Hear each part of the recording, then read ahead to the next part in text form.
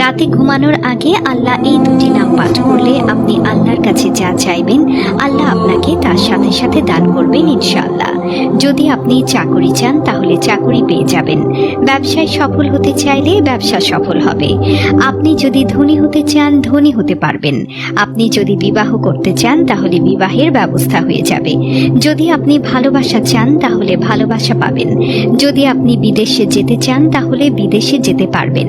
আপনি যদি রাতে ঘুমানোর আগে আল্লাহর এই দুটি নাম পাঠ করতে পারেন তাহলে আল্লাহর কাছে যদি আপনি ভালো রেজাল্ট অর্জন করতে চান তবে পরীক্ষায় ভালো ফলাফল পাবেন। আপনি অসুস্থ হলে যদি আপনি সুস্থতা চান তবে সুস্থতা আপনি অর্জন করতে পারবেন ইনশাআল্লাহ।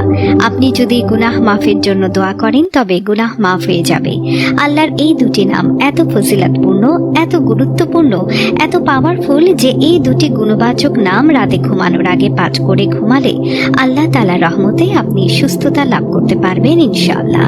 এক কথায় দুনিয়াতে আপনার চলতে ফিরতে উঠতে বসতে যাই দরকার বর্তমানে তাই আল্লাহ তাআলা আপনাকে দান করবেন ইনশাআল্লাহ। আপনার দোয়া আল্লাহ তাআলা বিদ্যুৎ গতিতে কবুল করবেন ইনশাআল্লাহ, সাথে সাথে আপনি ফলাফল পেয়ে যাবেন ইনশাআল্লাহ। আল্লাহর এই দুটি নাম পাঠের উসিলায় ইনশাআল্লাহ আপনার যাবতীয় মনের নেক আশাগুলো পূরণ হবে। বন্ধুরা, ভিডিওটি শুরু করার আগে একটু প্রার্থনা করি। হে আল্লাহ, আমাদের সকল প্রকার গুনাহ থেকে রক্ষা করুন। যারা যারা গুনাহ থেকে রক্ষা পেতে চান সকলেই কমেন্টে লিখুন আমিন। প্রিয় দর্শক, আল্লাহর এই দুটি নামের আমল অত্যন্ত কার্যকরী, তাই আপনারা অবশ্যই এই দুটি নামের জিকির রাতে ঘুমানোর পূর্বে করতে ভুলবেন না। এই ক্ষেত্রে একটি ঘটনার ব্যাপারে জনশ্রুতি আছে যে এক মূর্তি পূজন সনাম সনাম সনাম এটি বলে বহু বছরের মতো ডাকছিল, কারণ তার মূর্তির নাম ছিল সনাম। তো সেই ব্যক্তি অনেক বছর ধরে সে মূর্তি পূজা করত এবং সে সনামকে সনাম বলেই ডাকে, কিন্তু তার মূর্তি দেবতা কোনোদিনও তার ডাকে সাড়া দিল না, তাকে সাহায্য করল না। হঠাৎ মুখ থেকে সনামের পরিবর্তে সমাদ শব্দটি বের হয়ে গিয়েছিল। তো এই সমাদ শব্দটা যখন তার মুখ থেকে বের হয়ে গেল তখন আল্লাহ তাআলা ইশারায় সে ব্যক্তির মনোবাসনা পূর্ণ করা হলো। সে যখন বুঝতে পারল তার মনের বাসনা পূরণ হয়েছে তখন সে হতভম্ব, বিস্মিত, অবাক হয়ে গেল আর আফসোস করতে লাগলো, হায়, আজকে এত বছর এই মূর্তিকে সনাম সনাম বলে ডাকলাম কিন্তু আমার আশা পূরণ হয়নি।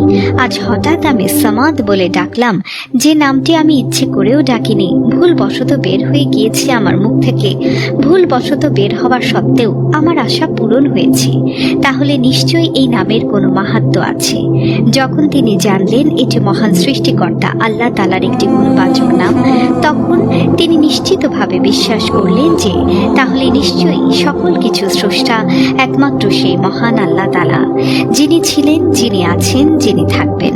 সুতরাং এই মূর্তি পূজা করলে আমার তো কোনো লাভ হবে না, আমাকে আল্লাহর নামেই ডাকতে হবে এবং আমাকে ইসলাম কবুল করতে হবে। অতঃপর সেই ব্যক্তি ইসলামে ফিরে এসেছিল। সুবহানাল্লাহ।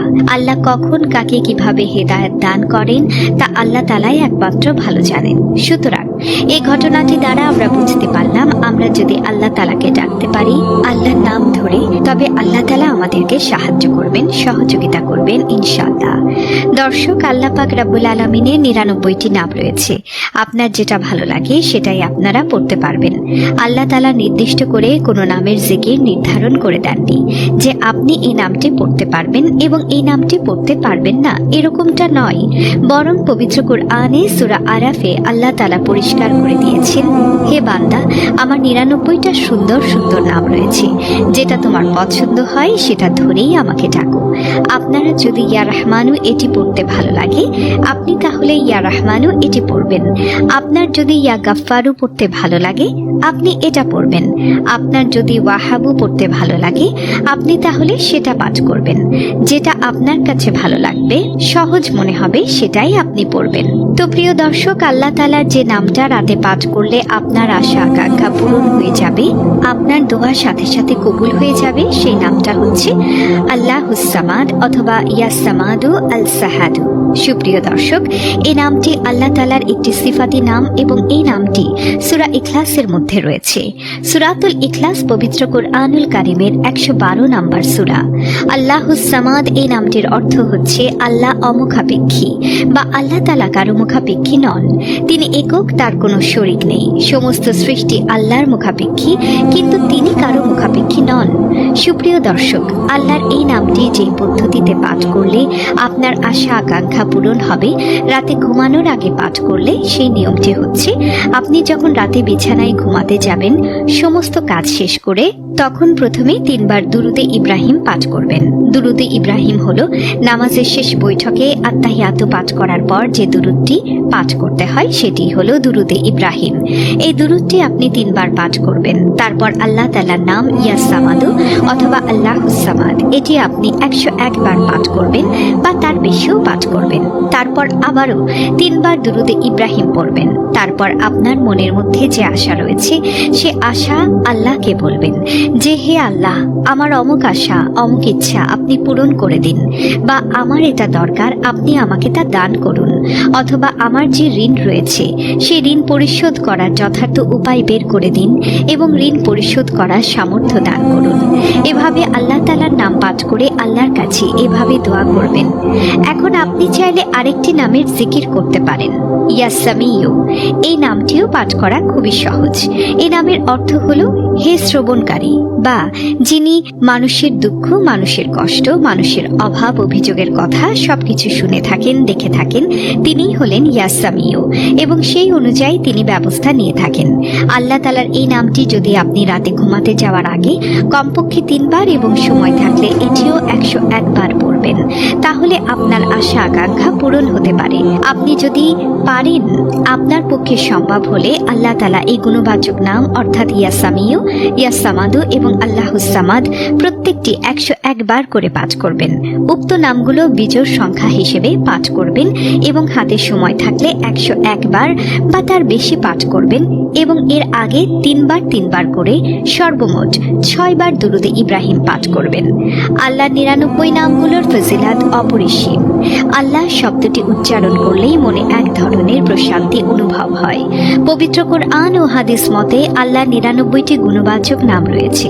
আল্লাহ তাআলা আমাদেরকে এই সকল নামের মাধ্যমে তার নিকট দোয়া প্রার্থনা করতে আদেশ করেছেন। ঈমানের স্তম্ভসমূহের মধ্যে অন্যতম হচ্ছে আল্লাহর 99 নাম ও গুণাবলীর উপর ঈমান আনা।